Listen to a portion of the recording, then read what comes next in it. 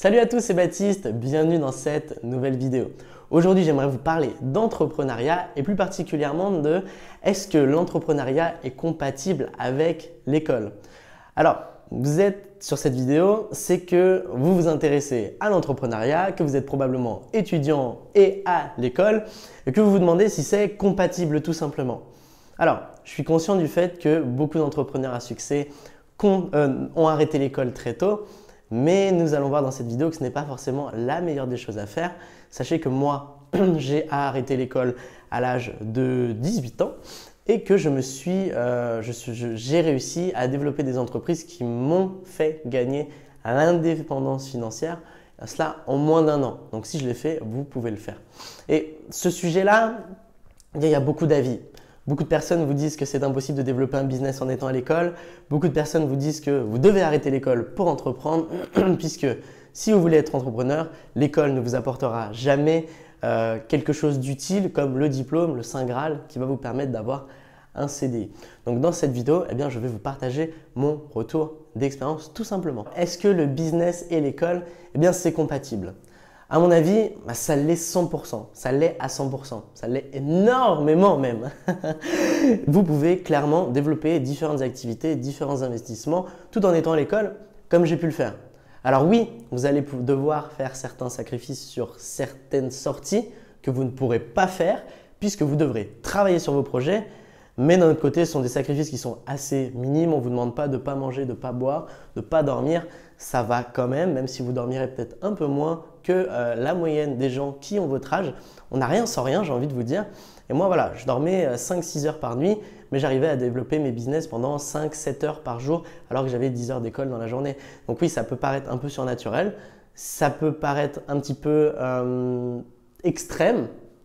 Mais encore une fois, j'avais des objectifs qui étaient élevés et j'ai voulu les atteindre et j'ai réussi à les atteindre et maintenant j'ai d'autres objectifs. Donc, ce que je vous conseille, si vous ne vivez pas encore de vos activités, ce qui est probablement le cas, c'est tout simplement de continuer l'école, de développer vos business à côté. Alors, pourquoi continuer l'école quand on veut être entrepreneur? On peut se dire que ça ne sert à rien. Mais l'école vous apporte en premier lieu une vie sociale. Elle vous permet de voir des gens, de communiquer. Et le gros risque, c'est que si demain vous arrêtez l'école, vous vous isoliez chez vous et que vous passiez votre vie justement à parler à personne, à rester dans votre trou en quelque sorte. Et ça, c'est le gros problème. La deuxième chose, c'est que l'école vous apporte une culture générale. Et très clairement, dans la société, on va toujours vous juger si vous n'avez pas de culture générale.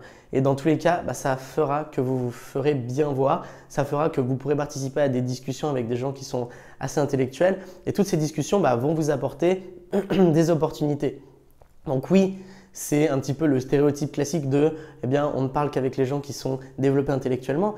Mais c'est le cas très clairement pour la majorité des gens. Ils vont vous juger par rapport à cela et vont se faire une image de vous en quelques secondes. Donc, il est nécessaire de maîtriser certaines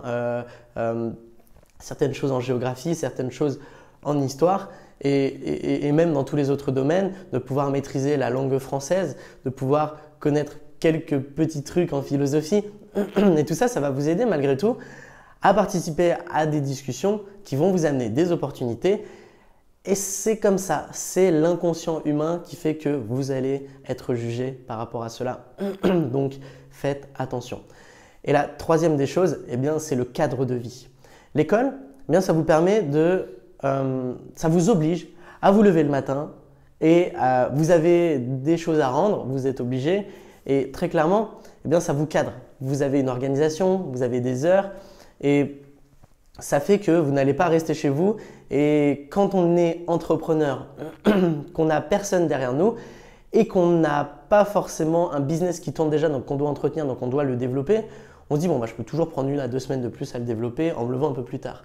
Et en fait, on se lève à 13-14 heures, on rentre dans une très mauvaise routine, on est fatigué, épuisé, on ne fait plus de sport, on ne fait plus rien, on ne voit plus ses amis puisqu'on n'a plus de vie sociale et on ne développe pas forcément sa culture générale. Et ça, c'est le gros problème. Sachez que moi, quand j'ai arrêté l'école, et même avant d'arrêter l'école, et j'ai arrêté l'école depuis seulement quelques mois, donc c'est tout récent, je lisais et je continue à lire des livres sur l'histoire, sur la philosophie, sur l'économie en règle générale, pour pouvoir comprendre un petit peu tous les principes de notre société au niveau économique ou autre. Et on ne vous demande pas forcément de faire la même chose, mais on vous demande simplement de vous informer. Pas forcément sur l'actualité. D'ailleurs, j'ai coupé toute information venant de l'actualité. Dans tous les cas, quand vous fréquentez des gens, ça vous revient aux oreilles à un moment ou à un autre. Donc ça, ce n'est pas un problème. Mais tout ce qui est au niveau de la culture générale, vous êtes obligé de vous informer. D'accord? Donc ça, c'est hyper important.